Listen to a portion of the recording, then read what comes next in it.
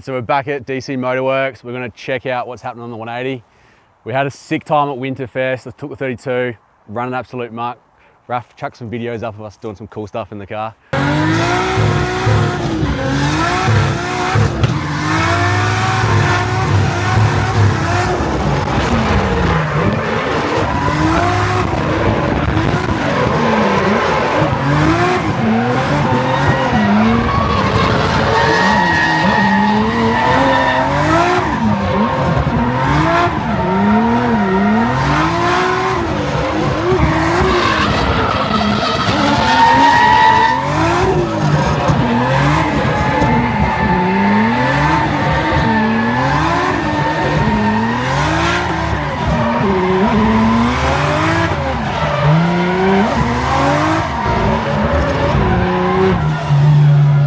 Come check out the 180, see what they've been up to. So since we were here last, the bottom end got finished off. They bolted the new oil pump on it, all the bits and pieces, checked all the clearances to make sure that spec sheet matched. The head, got a bunch of work done to it, new valves. It was actually bent a bit, so it got straightened. Bunch of work on it. As you can see, the drive-by-wire throttle is now on. We've got a new oil cooler. The last one just had shrapnel all through it, so all the lines, everything in the engine has been completely flushed. We've got EGTs going on that exhaust manifold. Now, obviously, because we've changed the throttle setup, it means a bit of modifying to the cooler pipes. So Jake is looking after that. ECU is now in. I think we're getting pretty close. So hopefully, I reckon next week the car will be running. The plan is to go to Mallala, Matsuri, do some testing there. And then the round 3 of Drifting SA is at Mallala as well. So it'll be a good test there. And yeah, make sure it's all sweet. All right, so we'll pop back next week. We'll check the progress. Hopefully, fingers crossed, it's running, maybe even tuned. We'll see how we go. All right, I just had a call from Davey at DC Motorworks. The 180 is done, ready to go. We are off to Mallala, Matsuri tomorrow. So we're gonna get this 32 out of the trailer and we'll head down to Davey's and pick the 180 up. Let's go. Steering wheel doesn't fucking come off. Bones are cold, aching. Oh, my arse is stuck. Edge of that door is really sharp too. Quite easy to get in and out of. Here we go.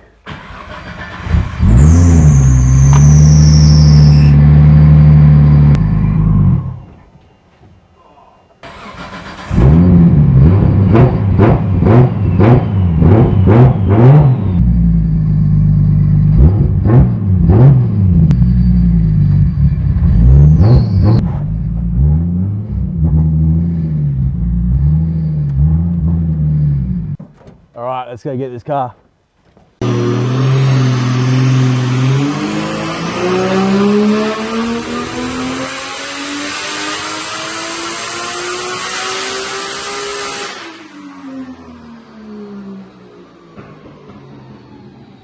right, so we're at DC Motorworks. Braden's going to run us through a few changes that we've done to the car and explain to me how to use the keypad now we've changed a few functions. So what have we done, Braden? All right, so we've got a record button. So before it used to be set up with the dim function, which all it did was turn the backlights down on the keypad and the dash. Yep. So now when the car's actually running, data logging and whatnot, you've actually now got a user function. So we've got it as user 15 on the M-Tron. Yep. So when you hit this, it'll send a 2-second pulse in the basically for the data logging. Yep. So if you could be out there for 20 minutes and then if we come across an issue, you know, you could spend 5-10 minutes looking through that data log, but now you can literally plug in, bring up your user S15 and you'll find a 2-second pulse and then you know exactly where you're going to be. Yep, cool. Then we've also now done it so all the boost lights stack. I'll turn it on in a minute. But now, so when you hit the lights, the dash will dim now, whereas before this used to be a separate function. Yes. What else we've also done? So you've got ignition 1 now. So this will turn the power steering pump on without turning the ECU on, so you don't keep putting fuel in the motor and priming it. Yep. So with this now, that means obviously you can come in, you can push it around if you need to bleed the pump or anything else like that. Now, if we go to mode 2, the pump's going to turn off because now this is an RPM condition. So now if we're like flashing the car or anything else like that, you don't want the power steering pump to be sitting there drawing power. Yep. And you can't get to the connector with this kick panel and whatnot in there. So now the steering pump won't turn on unless there's a condition of now the engine running, and that's obviously now set up in the PDM software side of it as well. Yep. Now, there's also other stuff now. So the lights actually stack, so you know exactly where we're going to be now as well. So in your 3 or 4 boost modes, I can't remember exactly what's been set up now. Yep. And same when we go down, so then the counter will go down too. So I think that's cool. 1, 2, 3, mode 4. Yep. So you've got 100, basically 25 kilowatts for every different light that we've got. Because Yep. I think we're starting at, what, 460, going up to about 570. So Yeah. now, for some of the other creature comforts... Should spin second, I reckon. So we've tried to refine it. So now you'll notice that there's actually a red band on this dash now. So that will actually now move with temperature. So with this, obviously you've got a cold, usually in most aftermarket ECUs, a lot of people, if they're really trying to refine what they're doing, they're going to start doing like coolant-based rev limiters. So with this, you're only going to be limited to, what's it showing on the dash? Yeah. Whatever it is now. 3.5, 4. Yeah.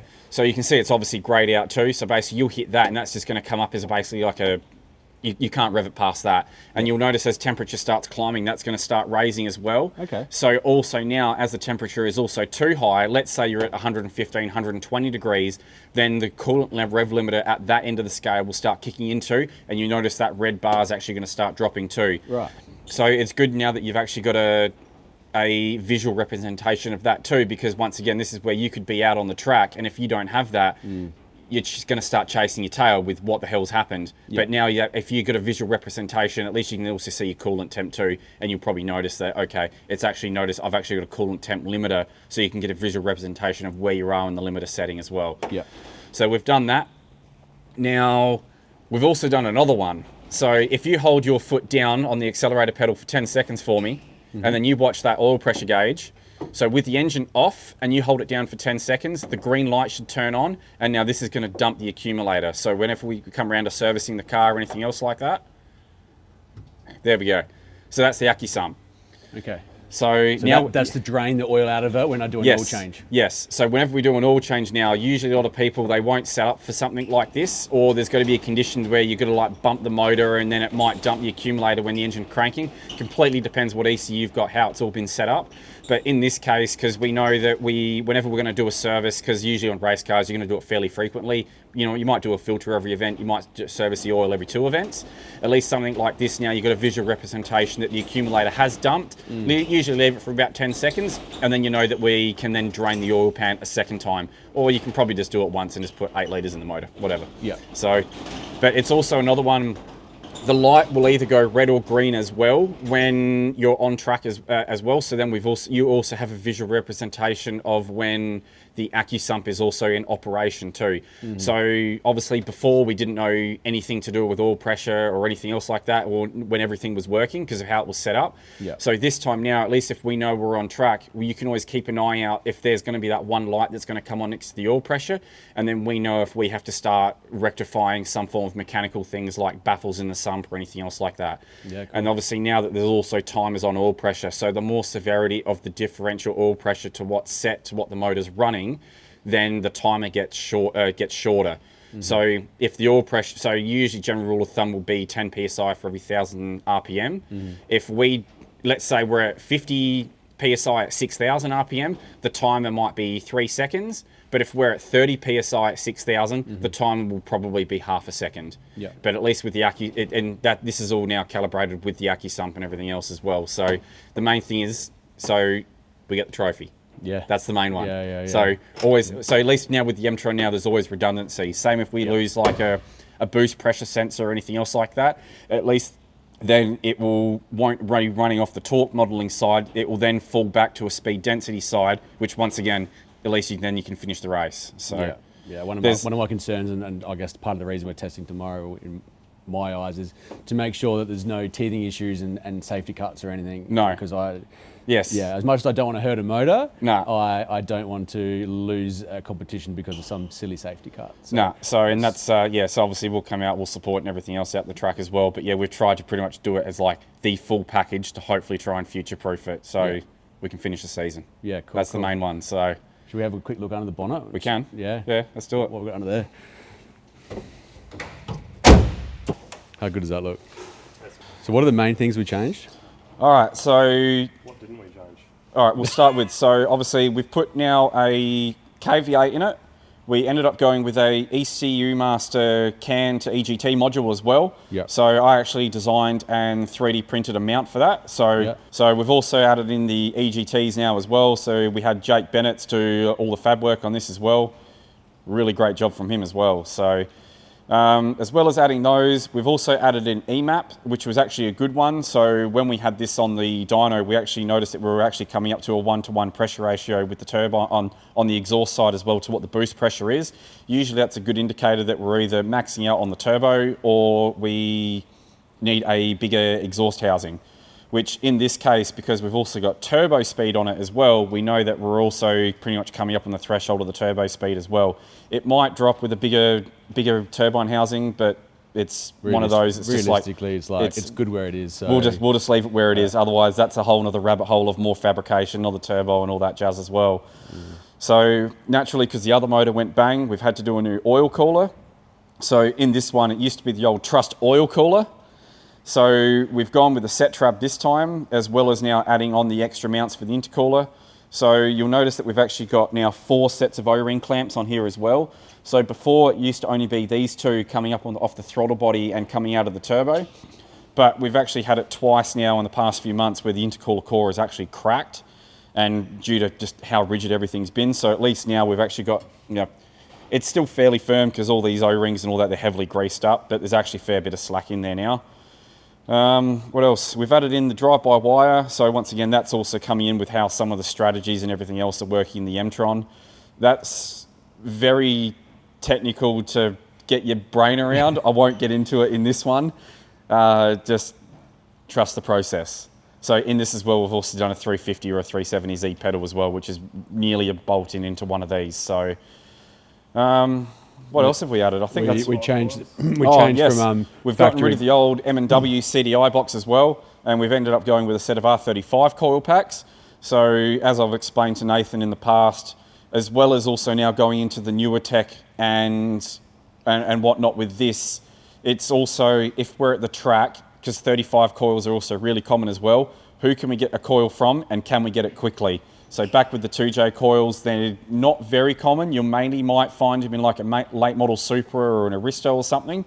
And they're also stupidly expensive as well. And at that point, it's kind of a no-brainer to go with this.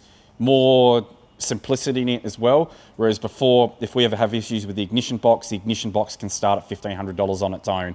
And that's just another, once again, you're just adding in more failure points, where these are direct to ECU. That's basically an ECU separate to basically a smart igniter box. Yeah, from there, it's just been reassembling, refixing some lines, and basically laying out everything correctly in an order as if the engine did ever have to get pulled out again so we can access. It was a bit of a shit show trying to pull this engine out in the start because everything was intertwined. So once again, I've tried pulling it all back together. So as we can do it, so it would be like intercooler out and basically all the hoses off underneath the manifold, and the wiring's actually on top of everything this time, and it should be relatively easy, straightforward. Fingers crossed it doesn't come out again, but it's ready. So apart from that, yeah, big setup change. It doesn't visually look too much different, but more of the tech side, and hopefully coming down and hopefully it was showing some reliability. So yeah, it'll be good. I am keen to go thrash the brains out of this tomorrow at Mallala. So, I think from what I worked out, it's running about 920 horsepower at the motor. So I think that. Yeah, you probably lose a little bit through the gearbox and the winters and everything, but so yeah, it's up there. And it's 570 kilowatts is pretty stout. So almost 580. 578 point something if we want to get technical. 9. Yeah, there is a 9 in there. Yeah. So I've got some 265 semis we'll put on tomorrow and see if we can have a bit of a party and put it to the test and make sure it is strong, reliable. Any little teething issues we might have it ironed out, ready for round 3.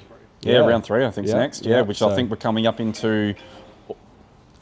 Which I think we're actually coming up into August for that, aren't we? Yeah. August 18th, and I think I'm in the top of the field, maybe still. So I think I was first going into round 2. I think I finished 4th. So yeah, I should be in the top 3.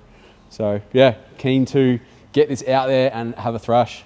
thanks again, guys, for everything you guys have done. No, that's all right. These guys have been amazing to deal with, and also massive thank you to Pool Heating SA, which gave us a massive sponsorship deal to get this thing done, because there is a lot of dollars worth of parts in here. And a massive thanks to NG Elec for contributing to the cost of getting this all fixed up too. So yeah, let's go have some fun tomorrow and see how we go. Done. Be good.